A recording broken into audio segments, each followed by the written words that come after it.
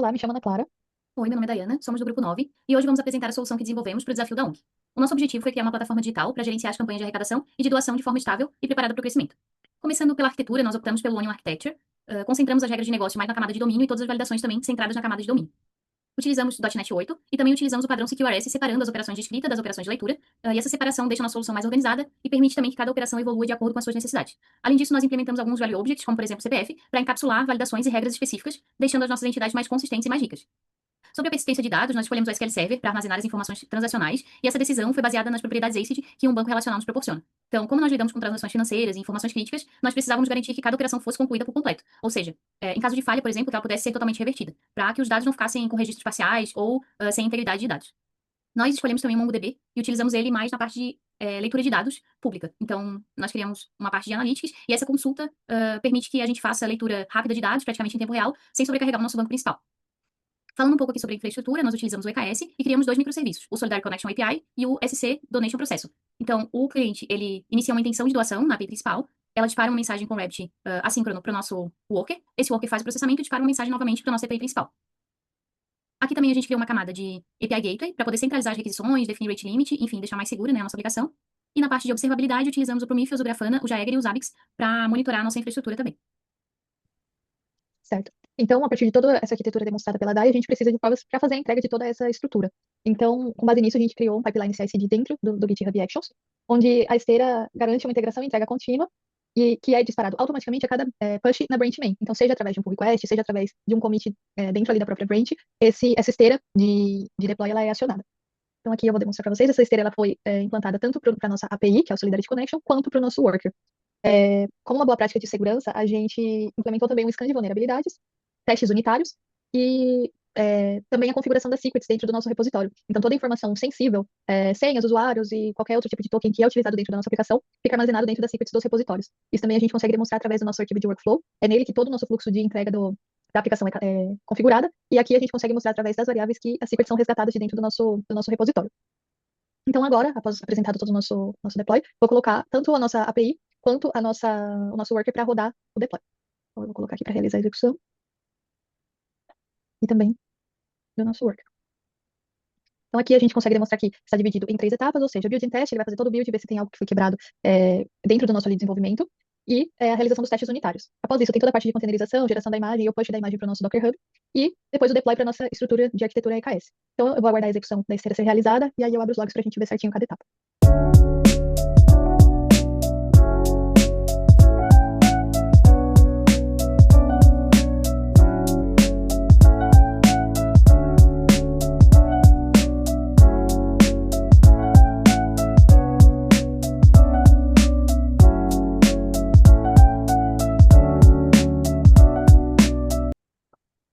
Bom, agora a gente pode observar que o deploy foi realizado com sucesso tanto aqui na nossa aplicação quanto no worker. Então, aqui, vou demonstrar primeiro alguns logs aqui da nossa aplicação. Então, dentro da etapa de build and test, a gente tem, né, o build da aplicação e a gente também tem aqui a execução dos testes unitários. Então, a gente consegue ver aqui que os testes passaram, que deu tudo certo. Todos os testes passaram sem erros. Na etapa de containerização e scan, a gente tem aqui toda a parte de build da imagem, né, da nossa API. Lembrando que a cada build existe um versionamento, então todas as imagens são versionadas dentro do Docker Hub, e isso garante a imutabilidade da infraestrutura com essas imagens. Então, a gente garante que o que está subindo é exatamente aquilo que foi desenvolvido, que foi versionado. Então, aqui a gente tem o build da imagem, temos também o push a verificação, na verdade, aqui de vulnerabilidades dentro dessa imagem, e o push dessa imagem para o Docker Hub. Isso também é realizado para as nossas migrations. Então, a gente tem o mesmo raciocínio. A gente tem o build da imagem das migrations, a gente tem uma checagem aqui de vulnerabilidade, né? E temos o push dessa imagem para o nosso Docker Hub. Com tudo isso construído, a gente tem o deploy aqui da aplicação para o EKS, onde a gente tem aqui a aplicação dos namespaces, a criação das secrets que a gente configurou no repositório, a execução das migrations, e aí, por fim, o deploy completo. Aqui, no nosso worker, a mesma coisa. Eu consigo demonstrar aqui que a gente tem o login no Docker Hub, o build e o push da imagem, né, do nosso worker, também versionada lá para o Docker Hub, e por fim, ali, a execução completa dentro do DKS. Então, tem aqui o resgate, né, da aplicação dos manifestos, o resgate aqui das secrets e o deploy por completo. Beleza, agora que a gente executou toda a nossa esteira aí de CI/CD, a gente vai verificar a saúde dos nossos pods lá no console da AWS. Percebam ali que o nosso pipe também ele é feito um rolling update, ou seja, a nossa aplicação sempre está disponível, né, em produção. Então, aqui vamos executar. Nós temos dois namespaces ali, um principal das APIs, que é esse aqui, e a gente pode ver os nossos pods todos de pé, e o outro de observabilidade, todo de pé e funcionando corretamente também. certo? Então, com base nisso, a gente vai começar as execuções de fato na nossa aplicação. Então, eu vou começar o fluxo aqui demonstrando pelo próprio Swagger da nossa aplicação, começando pela autenticação e um fluxo de criação de campanha. Para a criação da campanha, é preciso que o usuário tenha role de gestor. Então, eu vou fazer, a princípio, o login com esse tipo de usuário para que a gente possa fazer o fluxo de forma completa. Então, aqui, vou atualizar aqui o nosso Swagger, certo? Então, aqui, como a gente pode demonstrar para ele estar de pé, vou fazer o login com o nosso usuário administrador. Então, aqui, conforme solicitado, a gente tem a validação das regras, né, de formatação de e-mail através dos value objects. Também temos a validação da senha, onde é obrigatório ao menos um caractere especial, letras e números. Então, aqui, a partir da execução do nosso endpoint de autenticação, é gerado um better token aqui nos padrões do JWT. Então, vou copiar aqui o token e fazer a autenticação para que a gente possa seguir o fluxo. Então, aqui dá para ver que o nosso usuário é o administrador e ele usa role de gestor only. Então, vou fazer a autenticação aqui dentro e vou realizar a criação da campanha. Para realizar a criação de campanha, a gente precisa necessariamente estar autenticado para validar a role. Então, aqui, eu já tenho o endpoint preparado. Dentro da criação de campanhas, a gente tem as seguintes regras. O nosso target amount, ou seja, o nosso alvo, né, de doações, o nosso valor alvo de doações, montante, ele não pode estar zerado. Então, a gente precisa necessariamente setar um valor que vai ser o nosso alvo ali de arrecadação. E a nossa data final não pode ser menor do que a data inicial. Ou seja, eu não posso fazer uma campanha retroativa. Eu só posso fazer campanhas que estão ativas, né, ou que estão para acontecer. Então, aqui eu já vou criar uma campanha ativa com o nosso target amount em R$ 1.000. E vou executar.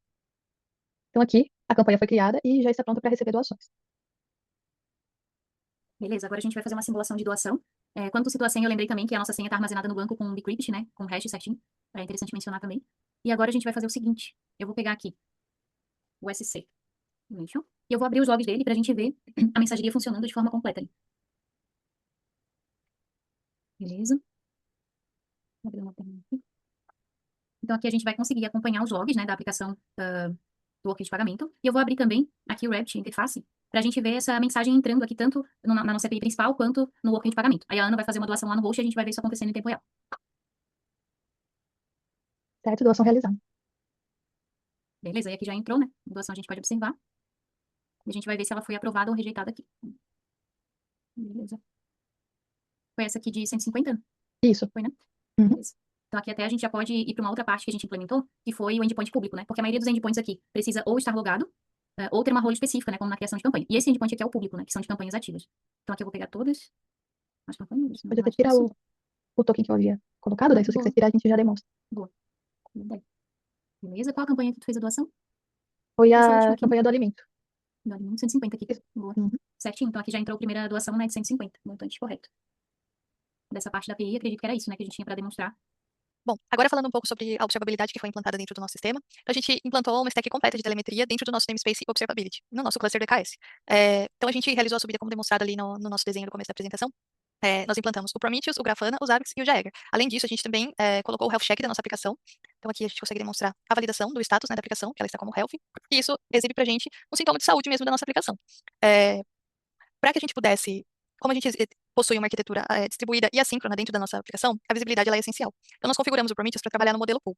O que isso significa? Na prática, significa que a nossa aplicação não gasta processamento enviando dados de telemetria. Ela apenas expõe a rota metrics, como demonstrado aqui, né, que ela expõe todas as informações ali a nível de máquina, requisição da nossa aplicação. O próprio Prometheus, quem vai até a API e coleta essa informação ativamente. O grande ganho dessa escolha é resiliência. Se o sistema de monitoramento cair ou ficar sobrecarregado, a nossa API continua recebendo as doações normalmente, pois não há acoplamento direto. Ou seja, não existe indisponibilidade caso o nosso monitoramento caia, porque uma coisa não está acoplada diretamente à outra. Além disso, nós temos o Grafana. O Grafana, ele consome esses dados para centralizar a visualização em tempo real, permitindo acompanhar a saúde dos pods, como CPU, memória, requisitos HTTP e o Garbage Collection do .NET. Então, aqui a gente tem alguns quadrantes, né, que demonstram esses dados, a partir de tudo que é coletado ali também pelo Prometheus.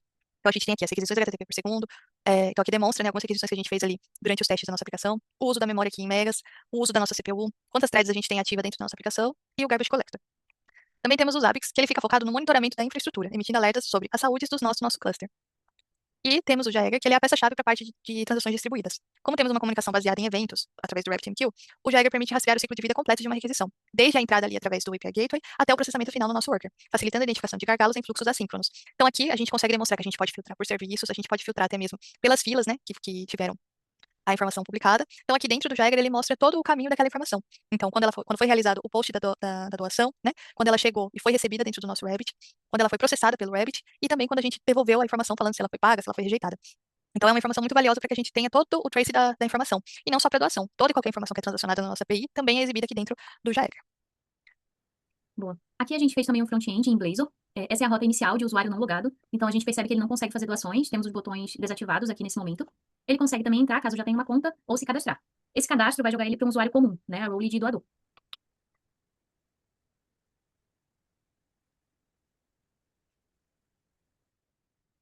Aí aqui eu vou colocar um CPF que a gente já tem cadastrado, só para a gente ver acontecer a validação aqui do CPF.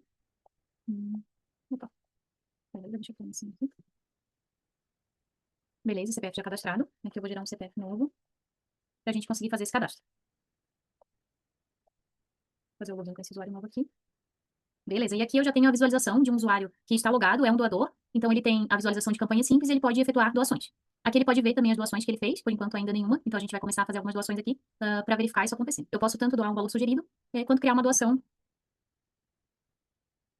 específica aqui. Então, nesse momento, está processando aqui, né, as doações, ó. Essa foi realizada com sucesso, então a gente já pode ver esse montante aqui sendo acrescentado, né? E nas doações, ele pode ver o quanto que ele já gerou de impacto aqui na aba de doações. Então, dessa parte de usuário doador, seria isso. E aqui também é interessante mencionar que nas doações, quando elas ficam pendentes, por exemplo, por um erro no nosso worker de pagamento, ou por alguma instabilidade, essas doações elas ficam pendentes no banco de dados e de tempos em tempos ele tem um worker em background rodando ali para varrer o banco, pegar as pendentes e jogar novamente ali para o nosso worker de pagamento. Então, essa parte ficou bem legal também e a gente consegue reprocessar, né, pagamentos que ficaram pendentes. Legal.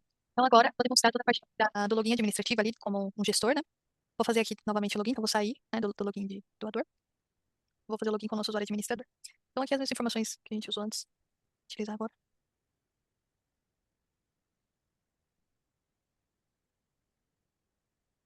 Vamos fazer o login na aplicação. Então aqui, como a Day falou, a gente tem algumas diferenças, né, a partir de o login de administrador.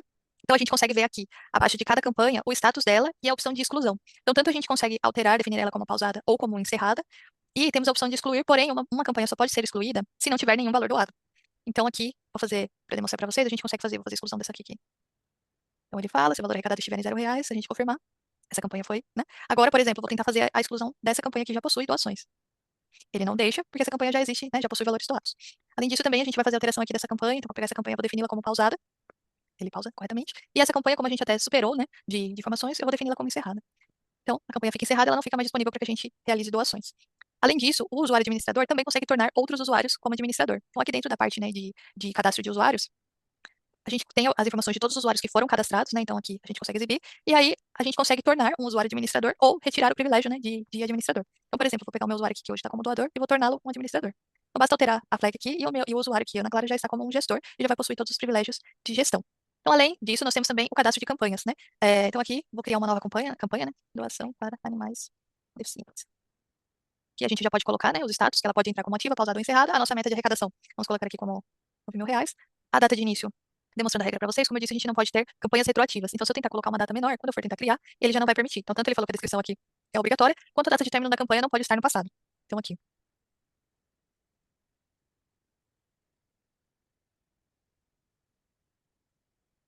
E aí, vamos colocar aqui que ela vai iniciar hoje, né, dia 23, e vai finalizar no final do mês, até o dia 31. E aí, nós temos a campanha aqui criada. Então, todo o fluxo que nós demonstramos no começo, através ali do Swagger, também desenvolvemos toda a interface de front-end para a gestão, tornando o sistema muito mais completo. Além disso, também fizemos uma parte de analytics, ou seja, a gente criou, além daquele endpoint que já temos disponível, nós criamos um portal da transparência, onde nós demonstramos todas as doações, as últimas doações realizadas, as campanhas que nós temos ativas, o valor, a meta, em comparativo ao valor arrecadado, quantas doações confirmadas, quantas campanhas ativas e o total arrecadado ali para o dia. Então, se eu fizer uma doação agora, essa doação vai aparecer aqui. Então, como eu já tinha feito aquele teste junto com a Dai, vou fazer uma nova doação para a campanha. Deixa eu só pegar aqui a campanha certinho. Então, essa doação eu tô fazendo aqui pelo meu próprio local, meu próprio host, desculpa. Eu vou fazer uma doação para a campanha do alimento 2026. Essa campanha, ela tá aqui, né? Então, a gente tem aqui, onde a meta dela é 1.000 e nós temos algumas doações, então eu vou fazer uma nova doação aqui e ele já vai atualizar em real time. Então, assim que essa doação ela for processada, a gente já vai aparecer, já vai ter a informação dela aqui. Então, aqui, ó, já apareceu, campanha do alimento, R$350, que foi a doação que eu fiz. Todo esse dashboard, ele tá utilizando como fonte toda a implementação de Mongo que fizemos. Então, a ideia é que o Mongo seja específico para isso, até porque esse é um portal que é público também, então, independente de você estar logado ou não, você consegue acessar, pode receber N acessos, que a nossa aplicação, ela continua isolada e sem muitas chances de sobrecarga e etc. Bom, e a gente criou também um worker em background aí para ficar alimentando o Mongo quando a requisição inicial falhou, por exemplo. A gente criou uma doação de campanha e ele já atualiza o Mongo. Mas se acontecer alguma divergência, de tempo em tempo, ele também varre o banco e busca se existe alguma diferença, né, do que ficou pendente e que precisa subir para o Mongo também. Então ele fica bem pareio ali com o banco original. Certo. Então é isso, esse é o nosso trabalho, agradecemos aí a atenção e até a próxima. Até a próxima.